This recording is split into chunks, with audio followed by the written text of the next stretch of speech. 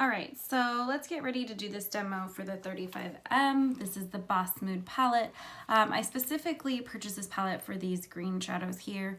I love green eyeshadows, so obviously that is what I'm gonna do here on the demo. However, I recently just reviewed this palette as well, which is the 39A. This is the Dare to Create palette, and I have to say it, I didn't like it. Not even a little bit. It was patchy, it was hard to blend, it got very muddy very quickly, not good quality. So I wasn't even going to review the 35M. I wasn't even going to review this, the 35M from Morphe after I reviewed the 39A because I was just so disappointed, and I don't really like to do reviews where I just absolutely hate the product and then I have to just do the review anyways. But I had already picked this little beauty up, so we're gonna do it, and hopefully today this palette is better. So far out of all the Morphe palettes I've tried, the only one I actually like and enjoy is the Jaclyn Hill palette. It really has nothing to do with whether you like Jaclyn Hill or not. I think it really has to do with the fact that the palette was just made beautifully and they took a little more time in quality in making that palette. Just my opinion. If you love Morphe, then you keep using them. I'm hoping this palette will be better. I'll give some suggestions for other eyeshadow palettes if this ends up flopping as well. My one other gripe about Morphe is they put this stupid plastic thing in here instead of just putting the name under the shadows. I hate that. I hate that from all companies. I don't care who your company is. It's not that hard to put the name under the shadow, especially if we're talking about this shadow or we want to tag your products in a video or a picture or whatever. It just makes it easier for people to know what we're talking about and which shadow.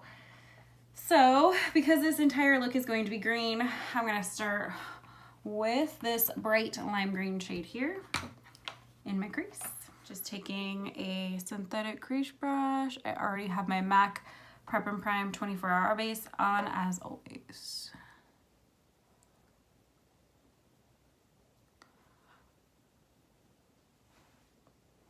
All right, so this is a neon shadow. I expected I was gonna have to build it up. That's fine, that doesn't bother me. Appears to be not patchy, just typical for neon shadows. They take a little more effort to get on. All right, enough of that lime green. I'm gonna move on to another shade.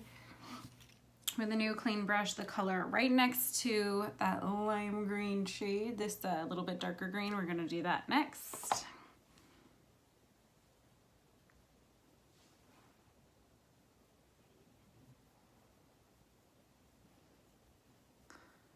This one has a little more intensity, which is nice. I think I'll start with this kind of funky like khaki green at first, and then if that's not dark enough, then I'll add this darker green too, okay?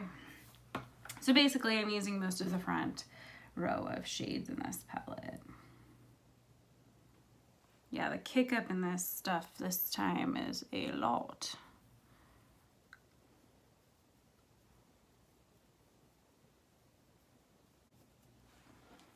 All right, so right now I'm kind of unimpressed. I love these colors. However, when I'm blending them with the other colors, it's kind of picking up and pulling up the color instead of making it richer or deepening the shade. So it kind of just looks like a muddy green right now. Not bad. I mean, I was going for a smoky green. I'm just not super impressed with this palette. All right, I'm gonna take another new brush. This is the MAC, what is this, 217. I'm gonna go into that darker green just on the outer edge and hope that it builds enough depth for this look. There we go, we're finally getting a little bit of depth in this look.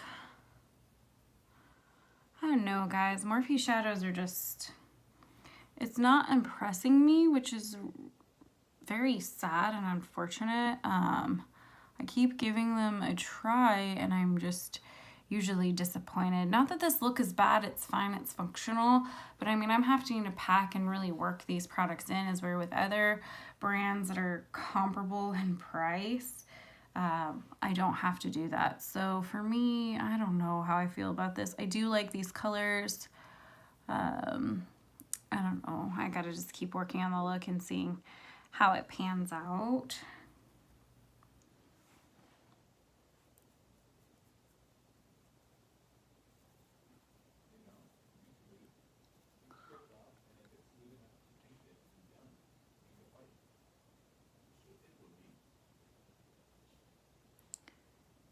All right, so at least that one did deepen this quite a bit. I'm gonna take a Kleenex. I'm gonna just clean under now, save myself some headache.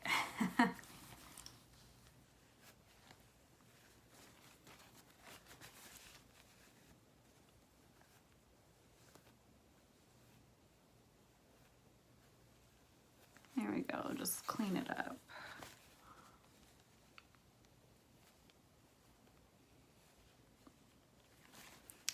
Much better.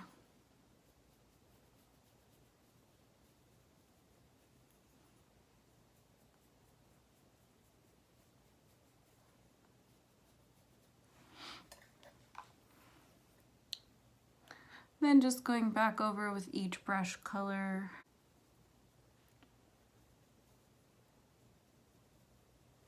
Okay, liking that. Because there's not really an underbrow color, I'm gonna try to use the one in here, but I think it's too light. Okay, I really don't like that, so I'm gonna go into my trusty Tarte palette for my underbrow color. This is super shiny, very, very 90s. I'm gonna go into this matte, this palette here, just go into this matte bone shade under my brow.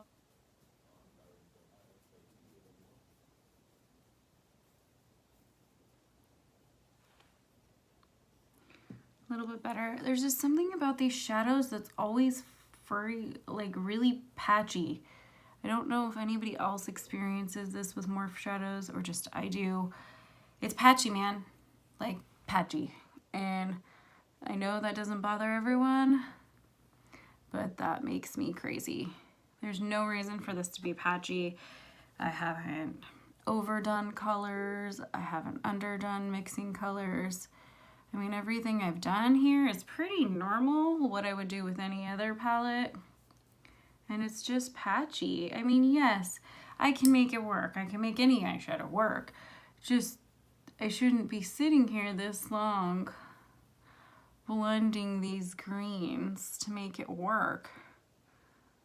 Each shade of green should stand out on its own. It just doesn't. I don't know if you guys can see. I'm trying to get as close as I can, but it's like super patchy through the crease. Like when you try to add a second transitional color, it just lifts the color. So I'm just gonna say this palette's a fail for me. Not surprised. Most Morphe palettes I've been using lately have been a fail. That's 2 in a row. I probably will not be purchasing a Morphe eyeshadow palette again. I'm just gonna make that bold statement now. I am gonna go into, to finish the look, this really pretty kind of a bright green.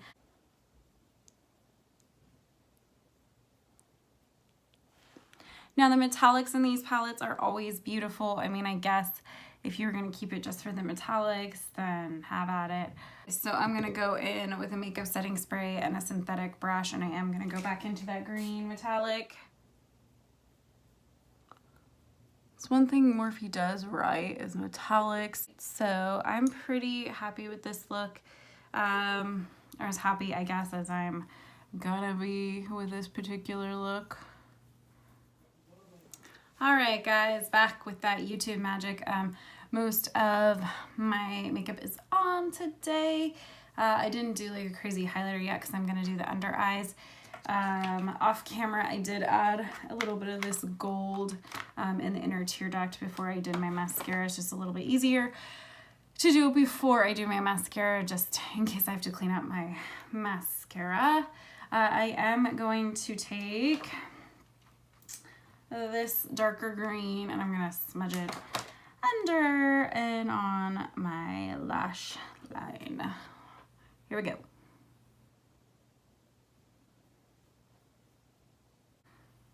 Gosh, there's so much fallout with these products, guys. It drives me insane.